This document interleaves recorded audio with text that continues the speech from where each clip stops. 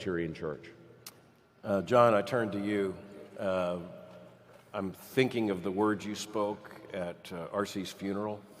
I'm thinking of the friendship of which you spoke so warmly. You had a collegiality with R.C. Sproul that goes back decades.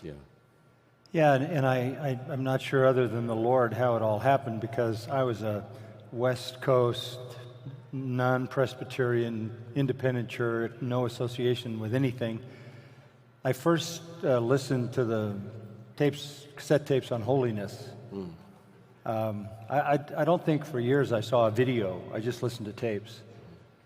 I had John Gerstner at our church one time. And he said about me that because I was a premillennialist, the only reason I didn't end up a heretic was I didn't think logically. So my salvation is that I don't think logically. That's what he said. That's very John Gerstner, by the way. Yeah, that's my John Gerstner experience. So I was just listening to R.C. and his animated, he was a phenomenal teacher. He was the best of the best of the best. He exuded just innate illustrations. They just poured out of him. He spoke in metaphors, he spoke in similes. He just parabolic speech just rolled out of him. Everything was like this or like that, and he could draw word pictures. So he was compelling as a teacher.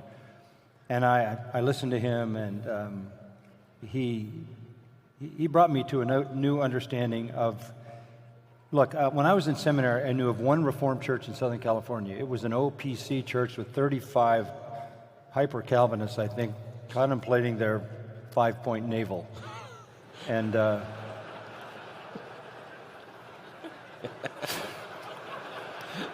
sorry about that. Ligon has a lot of OPC students at his seminary. Well, that's the only one I knew, and it was provincial, and it was tight, and this guy brought to my understanding the first, I guess you could say, fire in Reformed teaching, and for some reason, out of the blue, we had him. This is really true.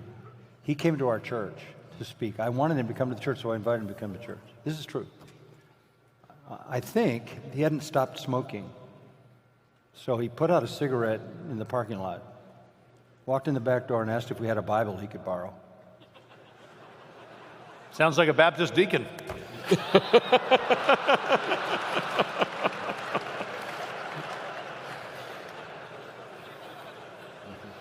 He actually would pick up the nearest Bible and preach.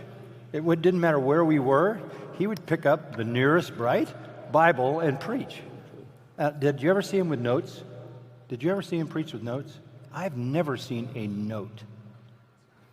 I was singing next to him once at a conference, one of his Ligonier conferences. We were singing A Mighty Fortress. He was standing next to me, and at one point in the hymn, he just looks over, slaps the hymnal out of my hand while we're singing, and just says, "You don't need that." Okay. But so he came. Our people loved him. I loved him. He's just an incredible guy on every front. And I guess maybe it was reciprocal. He invited me to the Ligonier conference, and I was really shocked because it was pretty much a litany of well-known Reformed preachers, and I couldn't figure out why me.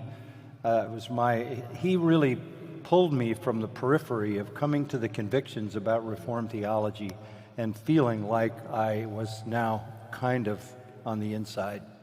I always felt like an outlier because I had no heritage, no experience with that, and it was very encouraging to me, given Gerstner's comment, that R.C. wanted to pull me in and embrace me. And the first thing he ever asked me to preach on at a Ligonier conference was the doctrine of election. I mean, just think of what a high-risk guy he was. I mean, he said, "I want you to preach on the doctrine of election. That's your assignment." And you know, Ligonier, they give you a whole paragraphs of things you have to. So this was my Waterloo. I knew this would have massive implications in the future of my life if I botched this up. So I don't know that the hardest thing I ever worked, that was the second hardest thing I ever worked on in preparation, I think in my whole ministry. Second hardest thing I ever worked on was when he said, I want to debate you on baptism. And I said, and I thought about it for a second, I thought, this isn't going to be easy. I hadn't grown up in that world. So I said, okay, I only asked one thing. I said, look, I want to go first because I don't want to try to use the Bible to answer an unbiblical argument.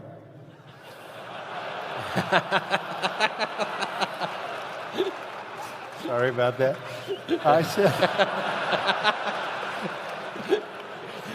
I said, I want you to use the Bible to answer a biblical argument. He said, great.